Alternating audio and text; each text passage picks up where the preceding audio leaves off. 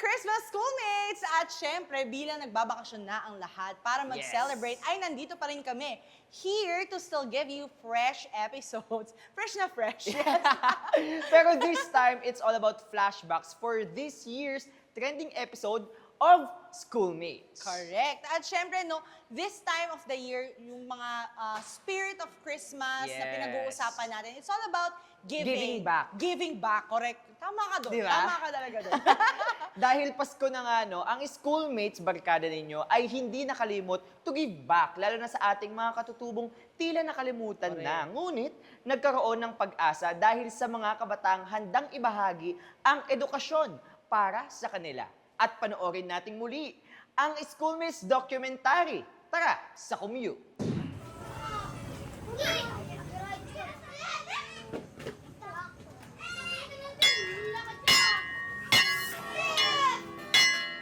Ito, sa taas ko, ang tinatawag na bating team. Kapag pinatugtog ito na ang simula ng klase.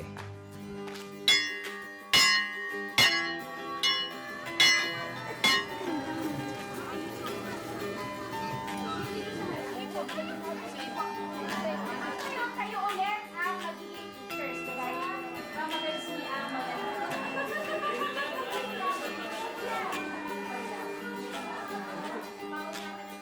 Sa totoo lang kasi nung hindi kami nag-aral, mahihiyain kami, no? Kasi parang kami, hindi ko naman sabihin, hindi kami tao. Ibig sabihin, sa pananalita lang, wala kaming kaalam-alam. Kahit sa pananagalog lang, hindi pa kami gaano marunong magtagalog eh. O, yun pa kaya magkiharap ka sa mga matataas na tao. O, dahil yun ang number one sa tao, yung pinag-aralan, matututo kang makibagay sa nag-aral. Katulad nyo. Kung ako sa ngayon, kung hindi ako nakapag-aral, baka magtatago pa ako sa inyo eh. Dahil sobrang hiya. Sa kada araw na dumaraan, sumisibol ang pagbabago. Ang mga alta-bulilits na dating takot humawak ng lapis, ngayoy marunong nang sumulat ng pangalan. Mas proud ang mga magulang. Habang mas nagiging determinado naman ang mga volunteers. Kamusta po ang buhay ninyo bago dumating ang liwanag at dunong dito sa inyong komunidad? Nung hindi pa dumating yung liwanag at dunong, at hindi kami nakakapag-aral. Kahit gusto namin mag-aral. No? Pero sa ngayon dumating na, ibig sabihin, tuwang-tuwa kami. Dahil nagustuhan namin kasi makapag-aral kami ng maigi. Dahil hindi po kami kasi wala kaming pinag-aralan eh, kaya masigasig po kaming mag-aaral sa ngayon. Kaya kahit wala po kaming makukuha ng kurso dahil magkakanda na, at least may pinag-aralan kahit papano. Ang laking pasasalamat ko sa Learning Center, ang mga bata ay makapag-aral po. Patuloy na masiportahan po ng Learning Center at liwanag. Ang laking pasasalamat ko po sa Diyos, andyan po kayo mga. Maraming salamat po sa inyong mga bisita na walang sawang tumutulong po sa amin. Maraming salamat po sa inyong lahat. Natanong ba lahat? Unang tanong. Ay, wait lang. Mag-chat po muna tayo. Meron po kaming ipinatest sa kanila nun. Siyempre, test ng pagbabasa nila, kung kaya nilang basahin yung isang letter, papaano nila sasagutin, siyempre yung kanilang paraan ng pagbabasa at pagsusulat. Pero ano lang siya, mock letter lang po siya. More on, gusto kong bilhin yung lupa mo, maaari ba? So yung mga katutubo, sumulat po sila pabalik. Nakakatawa yung sulat nila pabalik kasi sabi nila, ay Ginoo, maraming salamat sa iyong liham, ngunit hindi ko po binibenta yung lupa ko kasi ito lang talaga yung pinagkukunan ko ng aking kabuhayan. At ayon sa Indigenous Peoples' Rights Act, may karapatan akong tumanggi. Parang nakakatawa na sa site na nila. May mga nakagraduate po sa ALS na yung unang tingin nila sa kanilang sarili para makahawak sila ng diploma, hindi yun mangyayari. Para sa kanila, pag AITA ka, hindi ka makakahawak ng diploma, hindi mo kayang makapagsabayan sa mga unat. Pero nung naipasa nila at nakakuha sila ng diploma, iba po yung empowerment ng napakiramdam nila doon sa sarili. More than reading and writing, yung ma-empower ka nung ganun ay parang pag nakikita namin sila na ngayon, nakakipag-usap na sila ng mata sa mata.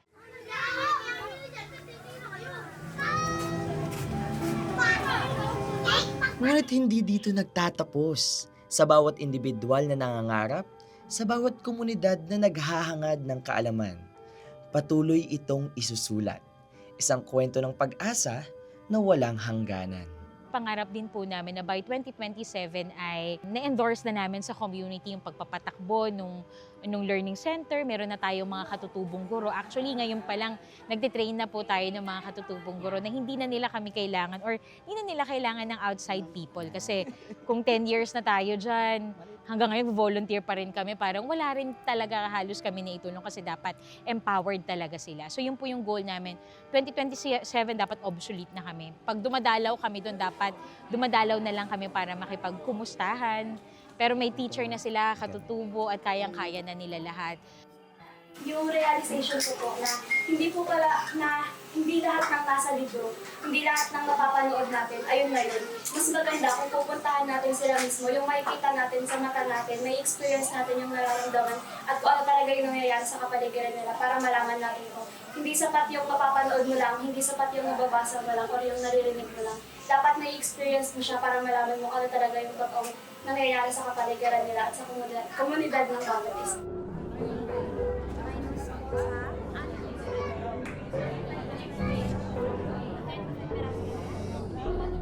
Kasi yun po kasi ang number one sa tao, yung edukasyon talaga. Opo. Kahit saan ka pa pupuntang lugar, hindi naman po dahilan ang ita ka o ano kang klaseng tao. Kahit sa pera lang, maluloko ka na.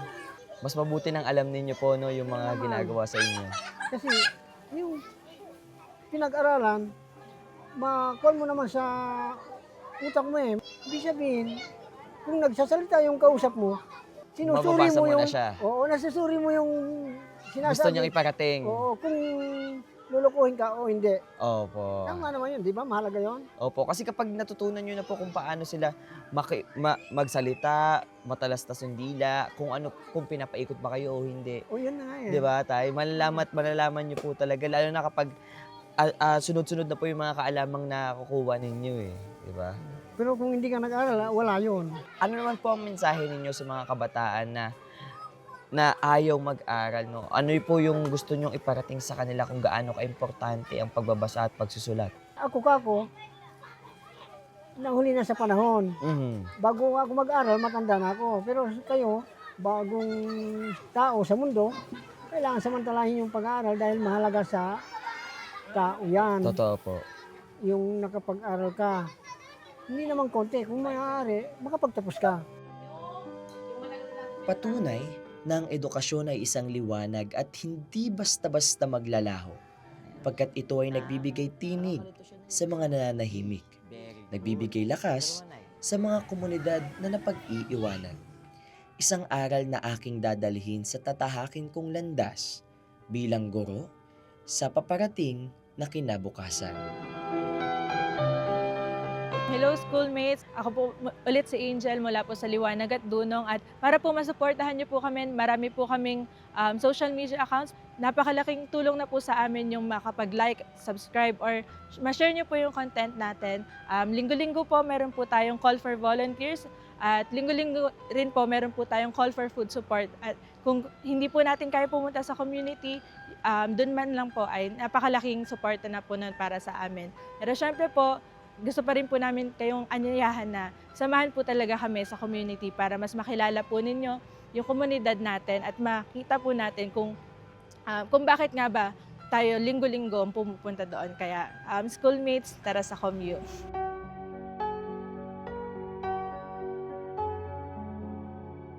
Grabe, alam mo, sobrang nakakataba ng puso yung experience na to. Kasi at first, akala ko talaga, yung mga katutubong Aita sa lugar na yun ay wala talagang idea about sa society natin at all. Kasi ayun yung stereotype at all, di ba? Pero nung experience ko doon, grabe, marunong yung mga batang mag-Taglish. Okay. Di ba? Sobrang cool. Medyo nakaka-culture shock yung gano'n. Oo, kung marunong sila nandun ka. mag-Taglish. And marunong din silang sa cellphone, sa tablet, then nanonood sila ng mga videos doon. So technically, hindi rin sila napag-iwanan ng panahon. Yes, technically hindi talaga sila napag-iwanan. And also, nakakatuwa sa mga experience na yun. Kasi kahit yung mga elders, yung mga nanay and tatay nila, handang-handa silang matuto para makapagbasa at makapagsulat, para maipaglaban kung ano nga ba yung tama para sa kanila. Correct. Kung ano yung karapatan nila bilang isang individual and katutubong AITA sa society natin. At saka siguro maganda rin na doon sa episode na yun, namulat din tayo na, hindi pala lahat ng level of comforts Yes. ay available din sa mga katutubo. So yung mga kinoconsider nating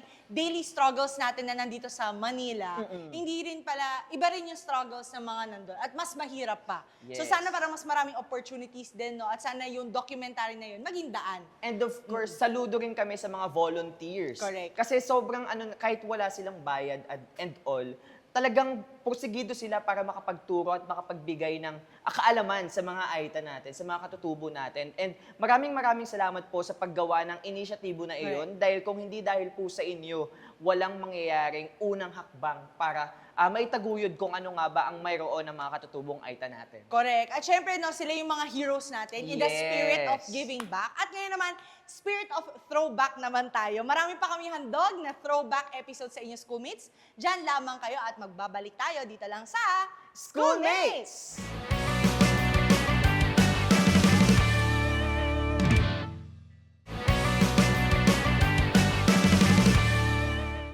At nagbabalik tayo dito sa Schoolmates. So, syempre, no, sa pagdiriwang ng ating 10th na pala, 10th na, guys. wow. 10th anniversary, correct. Ngayong taon ay aming nakasama ang dalawang schoolmates na naging bahagi ng ating history. Napaka-ancient naman. History. Ang talked about ng what is it like becoming a young leader, no? So, Yes. syempre, sino-sino nga ba sila? Panoorin po natin ito.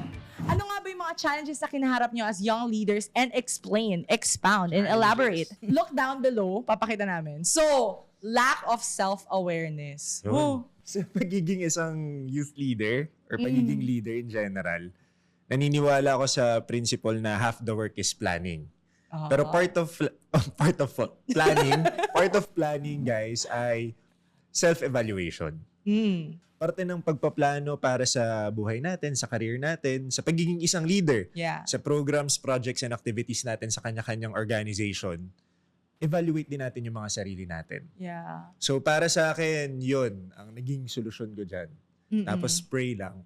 Dasal na lang, nagumana. Dahil self-evaluation sa akin. Yan. Pero sige, share mo sa amin, ano ang mga self-realizations mo Ay, this naku, ang year? dami, Trish eh. Simulan natin sa pinaka-obvious. Oh. Basic lang pag-manage sa oras. Body clock. Yan. Oo. Oo. Medyo marami ka din kasing activities. It's kind of hard to manage. Hindi na pwede, kunwari, ngayon nasa Oo. government ako, pipiliin mo kung kailan ka productive. Kasi ang trabaho namin 24/7 eh. Yeah. Unlike sa student council, medyo nakakabuelo ka eh. Oo. Pero ngayon ang at stake buhay eh. Yeah. So lahat, sunog, Yeah. bagyo, disaster. Oo. So kailangan ma-maintain mo yung maayos na body clock, yung schedule mo araw-araw. Yun. Kasi physically kailangan mo rin maging Correct. prepared. Tsaka taxing din siya for you, 'di ba? Na iba-iba yung ginagawa mo. Iba-ibang Right. agenda, iba-ibang complaints, 'di ba? So, ikaw naman, Jules, parang malamang nag-New Year's resolution ka this year. O sige, ano yung self-awareness or parang, Marunong na ako mag-bike. I love that. Love Last that. year lang. Relevant Last sa year, topic. self-awareness. Hindi marunong mag-bike dati, marunong na ngayon. So, natawa ako, very personal yung nangyari. Pero, lack of self-awareness as a youth leader. O, balik tayo. O, sige. Minsan, may tendency na kapag nabibigyan ka ng tiwala or ng posisyon or ng mandato, di ba? Parang paniniwalaan mo rin sa sarili mo. Na ba't ako napunta dito? Siguro, kaya ko kasi talaga. Siguro kasi magaling ako. Pero may times na, oftentimes, merong mas magaling. Ooh, so how do you do meron that? at merong mas magaling. As you mature, you will realize na hindi umiikot sa iyo ang mundo. Right. My So, God. minsan isasampal yan sa iyo ng katotohanan on a hard way or minsan merong mga instruments na magpaparealize sa iyo. So important yun na meron kang pinagkakatiwalaan sa mga grupo mo. Kunwari sa Youth Force, si Ea Antonio, Yeah. di ba? Yung isang orgmate ko na pumalit sa akin as convener sa Youth Force na siya lang yung isa sa mga tao na kaya akong sampalin, not literally, na Oo. ito ka ngayon. Mm-mm. And I think that's very important kasi minsan, may ibang tao na walang kapasidad or ayaw nila gawin yun sa'yo just because they look up to you.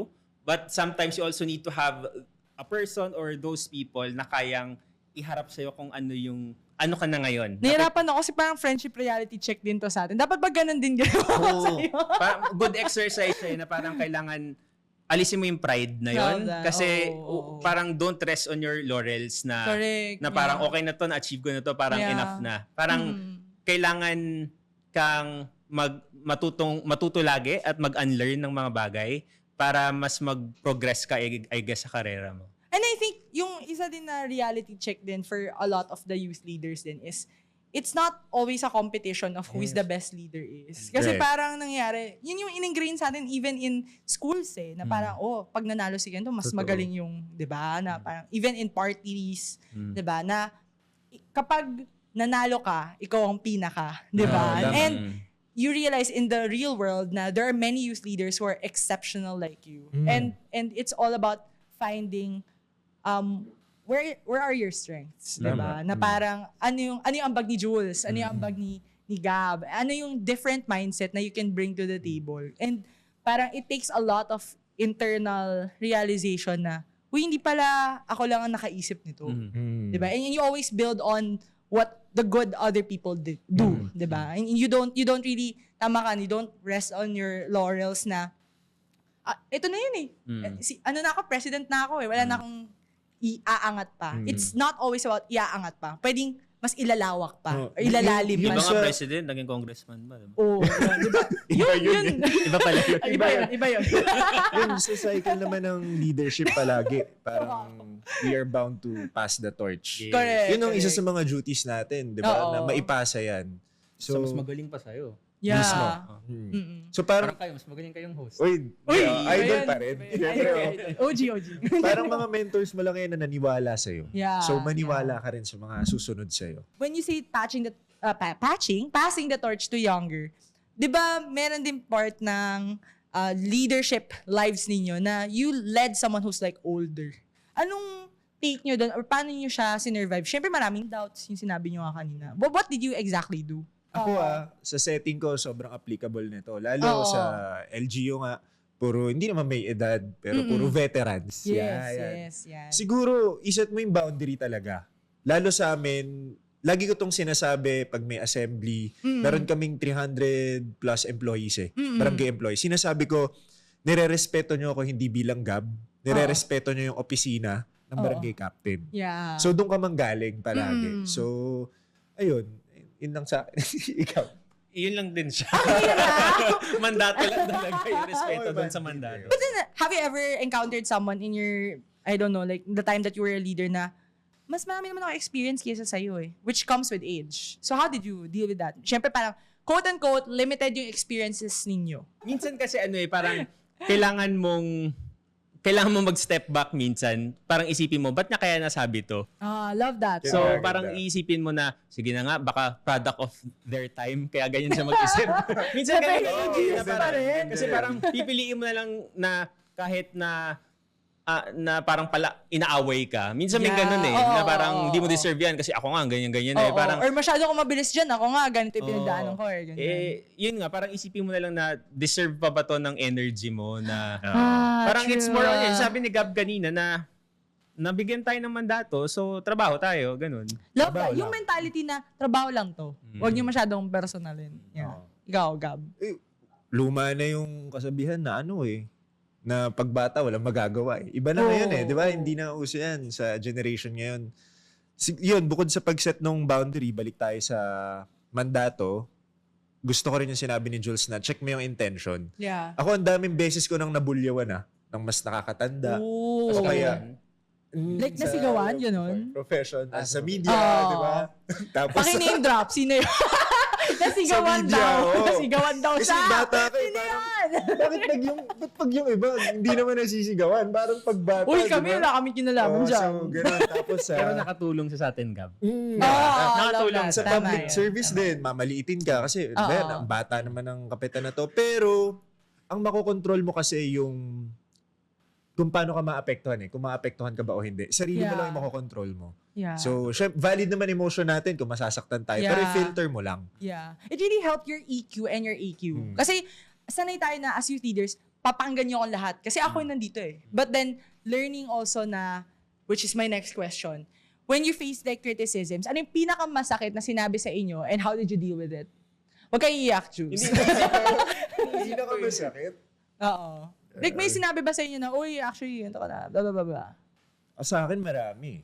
Sige, Mula mauna nung pagiging student council president hanggang SK chairperson to being the Oo. barangay captain, lalo kung yung hinahawakan mo executive position, siguro nandun ka talaga sa na parang you have to anticipate na everyone will condemn you. Yeah. Gumawa ka ng tama o mali, palaging may masasabi. Correct. So, pinakamasakit na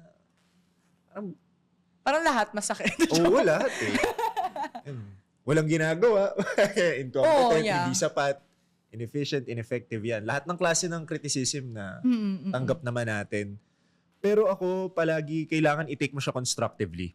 Yun. How do you do that? Salain mo, syempre. Kailangan, pag anticipate mo na pag pinasok mo to, May marinig ka talaga. nasa platform ka na all eyes on you.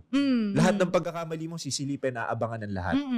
Yun. Lalo may politics pa yan, Yeah. diba? So, kailangan i-take mo constructively.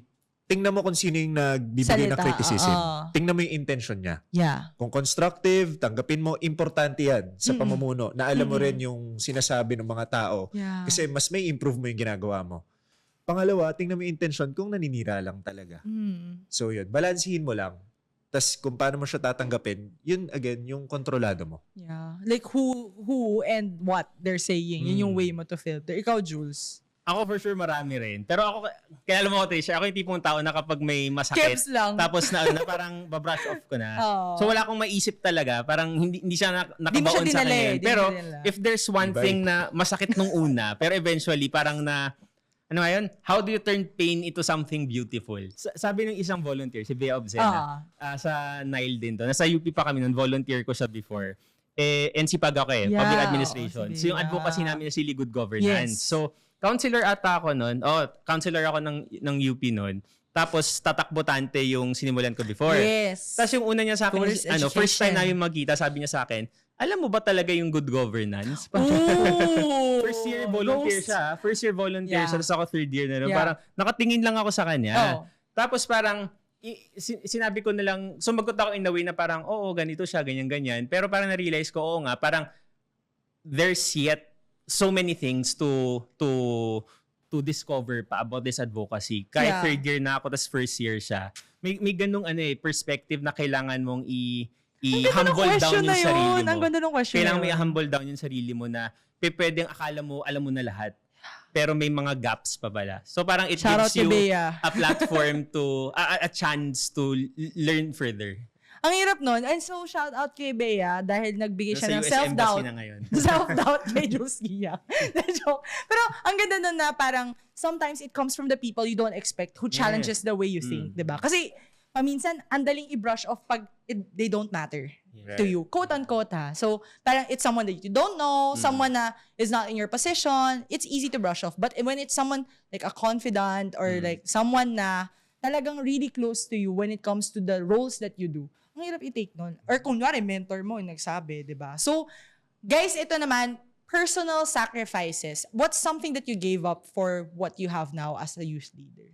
Family time. Yan, oras talaga. Oo. So, para sa akin, ngayon na medyo from being a youth leader, nagmamature tayo, tumatanda, yun, cheesy man pakinggan, know your whys, ano bang importante sa'yo, Yeah. kasi you can't give what you don't have. Love that. So, di ba, binibigay mo nga yung oras mo sa org mo, sa pagiging isang youth leader, pero nakakalimutan mo na i-fill yung cup mo, yung sarili mo. Love that. Yung importante sa'yo. So, Oo. unahin mo yun. Walang masama doon. Yeah. Paglingkuran mo muna ang sarili mo. Love that. Yun. Siyempre, given na iba na rin yung face of life natin, Oo. di ba? Mas importante din, know yourself din. Yeah. Oo. Jules, ikaw, tulog. I know the answer. Tulog, pwede tulog. Pero I think Hirap. 5 Hirap years yun. ago, 2020. Ilan taon ka nun? Ah, yeah, 2020 pandemic. 2020, oh, Grabe, pandemic, 5 5 years na. Magpa 5 years na. Oh my God. Oh my God, no? So, Magpa 5 years na. Siguro ako, I'm a proud activist ever since. Walang masama sa pagiging aktivista naman talaga. It's more on, as you grow up, mas malalaman mo how to be a wiser person. love that. How you craft your messages, Yan how na, you yan na. behave. Correct. Unfortunately, 5 years ago, I'm not regretting anything. And I think this is a sweet spot for me kasi sa PTV rin to. Yes. Diba? Umalis ako sa PTV because of things that I said during the pandemic, because of frustration and everything. Ano yan? Pakiroll na lang. Pero yun nga parang sacrifice siya in a way na yung 8 years na career ko sa PTV, because of my activism, natigil siya. Yeah. Imagine, nag-start ako sa PTV because of my activism. Yeah, and Tapos it ended natitigil that. din siya because of activism. So it was a very unfortunate journey. But I'm here again, di ba? Yes. Guesting in your show. And there's a possibility In our show. and there's a possibility to come back again. Yes. Because So you heard that? because you mature na parang mas mababalanse mo yung prinsipyo mo sa practicality. Love Ganda, that. ganda. Totoo yun. Ayun. So yun yung sacrifice before, but eventually yun nga parang grabe yun, as in Ganda. lugmok talaga ako nun kasi pandemya, mawawalan kang trabaho. Yeah. 'Di ba? Tapos nun may isip mo na full circle 'Di ba? Ang dami mong learnings na Correct. pinaalam sa'yo. It brought you back here again, di ba? Yeah. And yung maganda doon, yung lesson to all of us din na sobrang young, optimistic, idealistic. Sometimes you really have to know your audience Kasi Tama. no matter what you say, tama yun. Like, you can always run on emotions. Like, pag galit ka sa issue na to, sabihin mo lahat. Pero, in the process, merong pwede maka-misunderstand sa'yo. And at the same time, that's a lost chance to make a connection, to change their mind. Right. Diba? Kasi, pag you're full on hate, you're full on, tama ako ganito. Diba, as youth leaders, ganun tayo. Hindi, tama yung panindigan ko. Ito yung values ko. Dapat sundin ito. Ito yung tama. You lose that chance to change someone else's mind when you don't pivot your approach. Right. Diba? So, parang as youth leaders, yun din dapat nating matutunan. Hindi tayo nasa pinnacle ng mundo. Yun! So, syempre, when we talk about young leaders, maaalala natin tong dalawang to. Yes. Dalawang to. Sila Sino to. nga ba? Sila to. Sila talaga epitome ng young leader. Charot. At saka, syempre, so, sina Jules, sina Gab, di ba, na parang, kumbaga, institusyon na sila. Institusyon. Kahit nakasama ko yung iba sa kanila. So, institusyon na rin ba ako? Haligi. Correct. At syempre, ang galing na, yung mga schoolmates na nakasama natin before, mas broaden yung horizon nila in terms of career, ano yung mga next path nila. At saka syempre, na-inspire sila ng schoolmates na mas maglingkod pa. And to be better. Correct. At be Yes. better at being servant leaders. Yes. So, marami pa kami handog na throwback episode sa inyong schoolmates. Diyan lamang kayo at magbabalik tayo dito lang sa Schoolmates!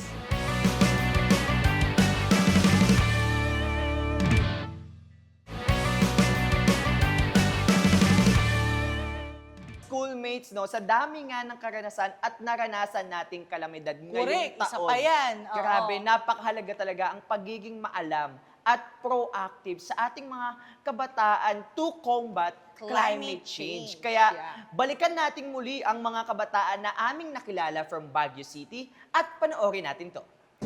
I'm not sure if it's a taboo topic here in Baguio, but mining is such a big thing here in Baguio, as well as logging as well, no? So, meron bang ways na, of course, the livelihoods of the people is severely affected if there is an extreme change in weather. Yeah. But at the same time, hindi mo rin naman maaalis sa kanila yung ganong uri ng pamumuhay kasi yun yung resources na Meron marami sila. or na abundant here in Baguio. Is there a way to make the livelihood of those kinds of yung mga miners natin and loggers sustainable? Thank you for that. Actually, one thing in mind that came into my thoughts with that question is, of course, there are laws, there are regulations in place. But if we want to have a sustainable mining, sustainable logging, we must digger on the question, what can we give also as well to the livelihood of the citizens? Since mahirap nga naman po talaga na ang gagawin po natin ay, okay, tama na po ang mining, tama na po ang logging. When it's their source of income. But in order to become sustainable, siguro titingnan muna natin what can we improve from the lessons in the past? How can we help them? Much more specifically, is there an alternative livelihood that they can have that is still related to the skills? Kasi ang hirap naman na tatanggalin natin. We cannot deny that fact. And of course, we need also to understand the impact of logging, mining, and to balance as well the livelihood and survival of our citizens. Is it also a factor po ba na kung bakit mas lumalala po yung epekto ng climate change sa atin? Like yung mining, illegal logging. Kasi as locals din po, no, syempre meron din po tayong kapababayaan and such. And also that the tourists also. Is it also a factor po kung bakit mas lumalala yung pagbaha and yung landslide na experience natin during climate change? If I am correct, Professor, but it's undeniable, it's really the truth na there is a direct impact of mining. Of course, we have landslides, we have sinkholes, if I'm not mistaken. And taking into example, if I recall, in nearby provinces, in nearby areas in Baguio City, they experience it as well. And there is a direct correlation between these two, mining and of course, we have logging. Meron akong next na question with regards to illegal logging naman. Well, it's not exactly like the activity, but meron tayong isa sa mga main tourist attractions here na, di ba yung pine cutting? Yeah. So, is there a way that tourists can help impact positively even with these kinds of activities na syempre tayo yung nag-enjoy ng mga tourist attractions dito. Imposible naman na titignan mo lang, di ba? Meron tayong, for us to be more immersed in the culture, mas kailangan natin ng activities na mas sustainable that brings us closer to nature. Yung ganito ba, on your opinion, is something that we have to change, or is there a policy that we can possibly do to make it more sustainable and beneficial not only to the tourists but pati sa locals? One thing I've observed actually is to first understand the concept of sustainability. And yes, there are current seminars, workshops, trainings being implemented. However, the question is, what comes next? There are always times that we observe one gun or shotgun projects, as they say, wherein you implement it, but the question is, what comes next? I think that can be the point of intervention between tourists. For example, if there will come again another tourist or locals themselves, wherein they immersed both in a project, I think there should be continuity in it. It's not just you implement the project and then bye-bye, certificates and then bye-bye. Actually, totoo yun. That's the reality in the ground. Ako tingin ko, we need to shift the narratives ng parang we're being fit against each other ng locals and tourists, ganyan. Parang we need to shift the narrative to ask accountability sa mismong government to really take on the climate crisis right now. Kasi kung babalikan natin kanina sa questions like livelihood and everything, totoo namang may impact. For example nga yung mining, totoong may impact. That's why we actually campaign to support the locals, hindi yung malalaking private companies. For example, in mining industries, merong in Cordillera and in Baguio, especially in Itogon, Benguet, and Lepanto, merong small-scale miners. At itong small-scale miners, meron silang regulations kasi mismong sila yung nakatera doon. So they have their own regulations on how to exactly hindi masyadong masira yung mismong environment. However, these big private companies, large-scale minings, ay yung mismong gumagamit ng pagbobomba ng mga bundok, mismong nabubutas yung mga, how would be Cordillera as a home for mountain ranges? Paano siya magiging Cordillera, di ba, kung wala na yung mismong mga bundok nito? So parang kung in this question, parang we need to really shift yung mismong narrative to, yes, merong individual accountability ang tourists, ang mga livelihood natin, ganyan. But we really need, bilang ang climate crisis sa kasalukuyan ay nasa buong worldwide framework na the government should take action on it. Correct. It's like a collective action dapat, no? In Yeah. understanding and executing. Siguro, balikan ko lang, no? Na-mention mo kasi na, of course, Baguio is situated near the mountain ranges, di ba? Or situated in the mountain ranges. So, what is the role ba ng mountain ranges natin, specifically the Cordilleras, Caraballos, and Sierra Madre, which is always, sige, aminin natin guys, hindi ba kayo nag-post na nung binagyo kayo, thank you Sierra Madre. Aminin nyo, kasama kayo sa mga nag-share nun. Pero naiintindihan ba talaga natin ano yung importance? Can you share with us, Dane, kung ano yung importance ba ng mountain ranges and how can we help ba in preserving it? Alright. Kasi every time na, parang every year, pag bumabagyo talaga dito sa Philippines, usually kasi trajectory niyan either in the middle of the Philippines or usually northern Luzon, which is karamihan ng mga bagyo recently dumaan sa atin. As a scientist, hindi categorical yung answer namin kung kasi sinasabi nila na, oh, Sierra Madre was our shield against these very powerful tropical cyclones. Pero as a scientist, we cannot categorically say na yes, Sierra Madre talaga yung dahilan. Or even the mountain ranges that we have in northern Luzon. Kasi may mga pag-aaral na nagsasabing pinapahina lang ng mga bundok at bulubunduking ito yung hampas ng hangin.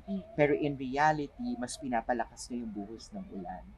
So depende talaga sa characteristics ng bagyo, sa lakas nito, gaano kalakas yung hangin, gaano kadami yung dala niyang tubig ulan, at depende na rin sa topography at sa kasalukuyang characteristics ng mga mountain range natin. Nakadepende kung kaya nitong lusawin yung bagyo. Kasi ang dami nagsasabi ng gano'n, ang dami nag-share, ang dami nag-tweet, ang dami. At nakikita ko yun sa social media. Pero pag scientist ka kasi minsan, tatanungin mo din, yun nga ba talaga yung dahilan kung bakit? Is that the only variable in the Exactly, equation? exactly. So, kung titignan mo siya on a scientific basis, parang sasabihin talaga namin na depende ito. Hindi naman namin sinasabi na yes, hindi rin naman namin sinasabi na no. In science communication, nabanggit nga nila kanina, minsan maganda rin na may pinapaniwalaan ng mga tao, especially for laymen na wala naman talagang formal background on understanding science or understanding climate change or meteorology.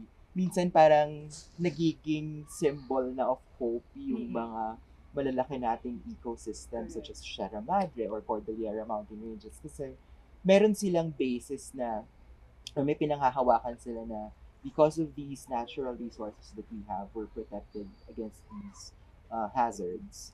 So, pero gusto rin kasi namin baguhin yung framework at yung pag-iisip na it's not just, a shield against strong tropical cyclones, but rather, if we protect these, we're actually protecting natural resources na nagbibigay sa atin ng pagkain, nagbibigay sa atin ng tubig, tahanan ng mga hayop at mga halaman, etc.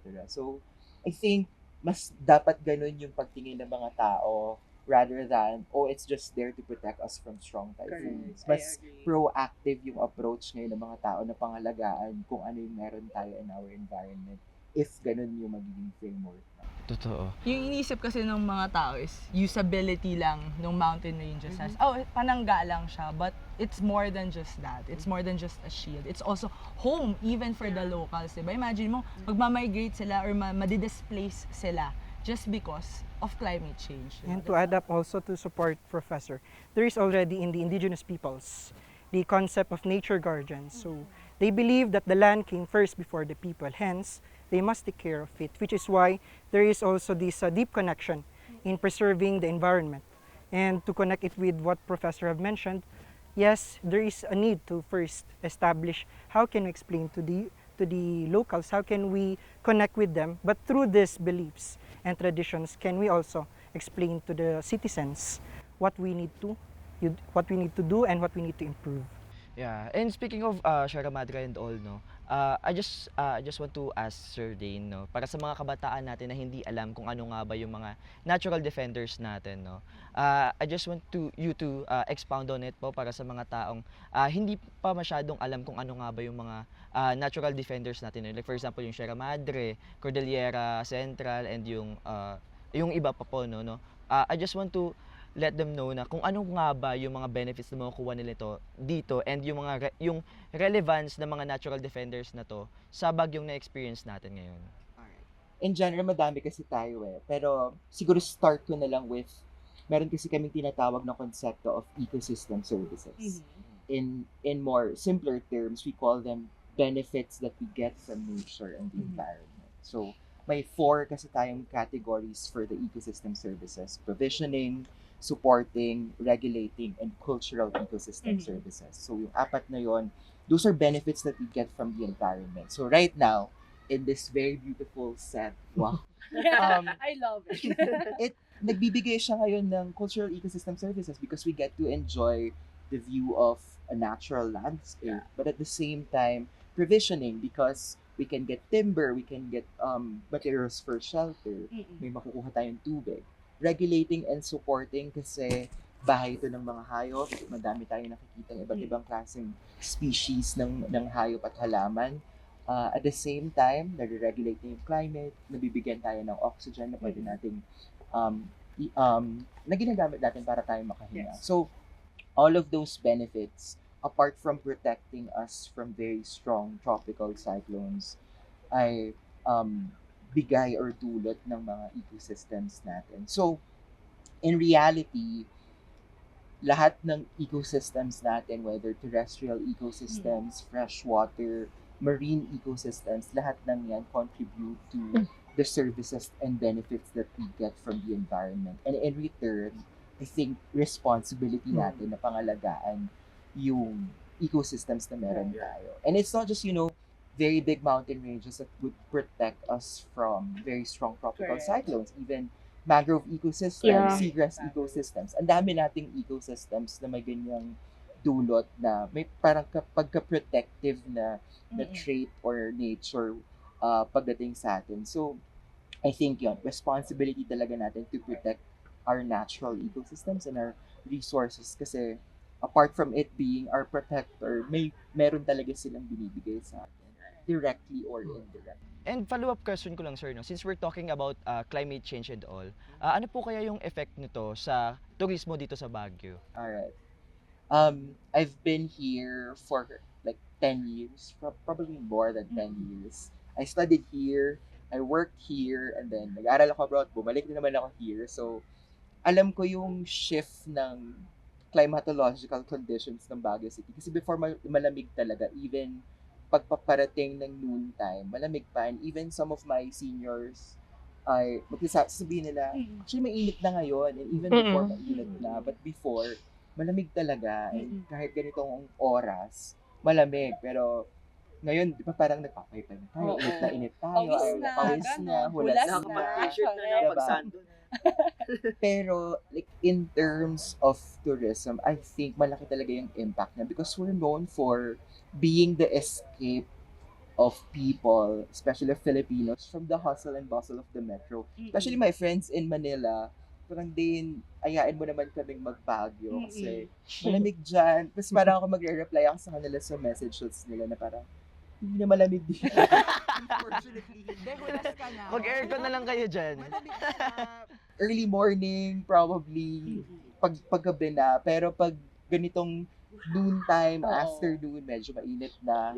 So, yun yung effect niya, yun yung direct effect niya that it could impact yung number ng tourists na bumibisita natin. And apart from other sectors of our economy here in the city, nakadepende din mainly from tourism yung capital ng and livelihood ng ating mga kababayan here in Baguio City. So, malaki talaga yung impact kasi pag nag-dwindle yung number ng tourists, obviously magdi-dwindle din yung pagkakakitaan ng mga locals here in Baguio. And not just in Baguio, but in other places of Cordillera as well. So, yun lang direct impact pa lang yun. But when you're talking about, say, our natural environment, and because of urban sprawl, yung ang daming highly urbanized na rin, daming bahay, ang daming developments, and a lot of papers would say we're exceeding our carrying capacity.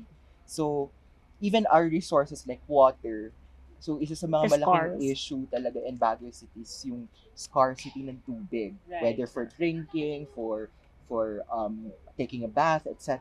Malaking issue na talaga yung kakulangan ng tubig in Baguio City.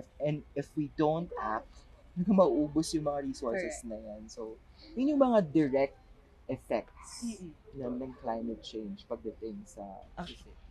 Totoo yung sinabi ni Sir kanina. Share ko lang, no? Kasi when I'm roaming around with my friends kahapon, may nakasama kong local kasi parent niya local dito. And then parang na-mention niya na dati talaga malamig dito, and then dahil nga sa mga tourists na pupunta dito, parang he think na because of the vehicles, marami na rin napupunta dito. And yung mga infrastructures, nagde-develop, yung mga dating places na napupuntahan nilang, inakyatan nila ng puno, wala na raw. Tapos parang as time passed by, no, parang nag-change na rin and dumuunlad yung Baguio. Pero kapalit nito is yung changes na rin sa klimang na-experience natin ngayon. Right.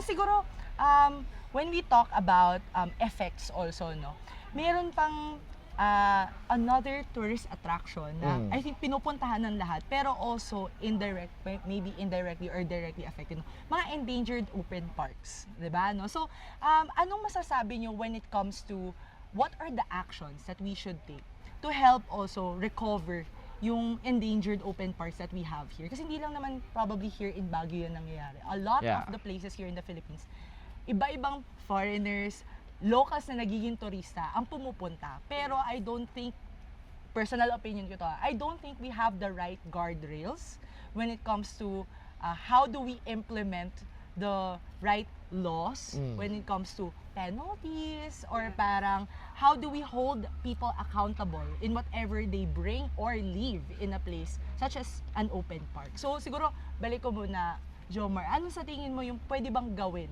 ng both government and the people when it comes to these things? As a member of the youth representative in the council, City Council of Baguio, one thing that we always focus on is, of course, we need to integrate and involve as many stakeholders that we have. And we create laws, we invite speakers. These speakers must be expert as well in the field. The locals, professor, the academe, and of course, we need also to invite the tourists, at least, in public consultations, which I believe at present there are public consultations being done. But more specifically, at least increase the ratio of representatives in councils.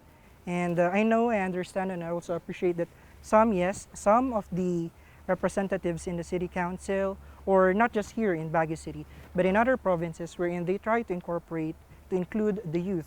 But the question is, how can we involve them? The sustainability of stakeholder engagement. Kasi talaga sa academe, sa student councils, napapalitan yung mga student leaders natin. And the question is, how can we continue? So we need to first look at the problems experienced by the stakeholders kung bakit walang continuity. And of course, we need also to assess ano ang sustainable plan natin sa ating mga batas. Hindi lang po yung, actually the Philippines is very technical, ang dami-dami ng nating batas. Internationally, wow. Yes po. Pero the question is implementation. Where do we draw the line on it? First, ask ourselves, what is the problem of our stakeholders? Second, how can we sustain our projects? Yun po naman ang nakikita ko. Kasi palit-palit lang ng tao, tas more likely, kung hindi penalty, it's incentivization. Para mas is that, sustainable ba yun for you? To add this, yung binabanggit, no, in climate actions, we call this climate mitigations, where we mitigate yung mismong existing na climate crisis na nangyayari sa atin. So parang we are actually trying to address yung mismong role na natin bilang sectors and especially the government on how to mitigate the already existing climate crisis. And one thing that we need to really think a lot ay yung mismong pag-translate ba nung mismong urbanization, modernization, tourism, economy, vis-a-vis with the environmental protections. Kasi totoong merong, we acknowledge yung mismong benefits from tourism economy. But however, we need to, the government and others, the local itself, we need to protect our environment. Kasi parang ang nangyayari, there are, in Baguio City, there are a lot of developmental projects to sustain the already increasing tourism economy. So, parang ang mangyayari, because of the traffic at kulang ng walang parking lot, magpapagawa ng parking lot, and ang cost ng pagpapagawa ng parking lot ay pagputol ng mga puno. So, I think it's time for the government of the Baguio City to really address and mitigate the already increasing tourism economy while we are addressing the urban decay issue or the carrying capacity issue of the Baguio City. At yun na nga, throwback lang. So alam niyo na yung favorite Christmas sweater ko kasi suot ko rin yun sa episode na yun. Very Baguio vibes ka dyan. Baguio feels, Baguio nilalamig, episode, ganon. yes. Pero syempre, no, yung iba rin yung feeling na from Baguio, makikita mo yung initiatives na ginagawa ng mga schoolmates Yes. na yun. At sana mas marami pa, dumami pa. Totoo. At hindi lang sana siya maging bakasyonan, maging hotspot ang Baguio for climate change action. Ikaw Iba ba, rin ano yung yun. pinaka-favorite mo na activity natin na puntahan natin sa Baguio? Bukod dun sa Session Road. Gusto, Session Chok? Road. Sa Chok. Sa Chok. Iba rin yung naging discussion natin kasama ng mga environmentalists ng Baguio. Yes. Kasi sobrang nakaka-enlighten na sila mismo kasi nakaka-feel nung first changes in terms of climate change. So sana, Totoo. mas pakinggan natin at protektahan natin. Sa dami ng nangyari this year, baha, landslide, lindol. So sana mas magising tayo na, wait, baka they really do make sense. Mas pakinggan natin at take it seriously with our daily life at daily actions na ginagawa. Actually, sa sobrang ganda nga ng episode natin na yon, yung mga expert yung mga kausap natin, wala akong nasabi. Correct. Iba yun. Ibang Alam mo level yung ng grabe, intellectual. sobrang punong-puno na ng information yung utak ko. Correct. Na para bang, Wait lang, nanonood na lang ako pa-digest. sa inyo. Nanonood na lang sa inyo.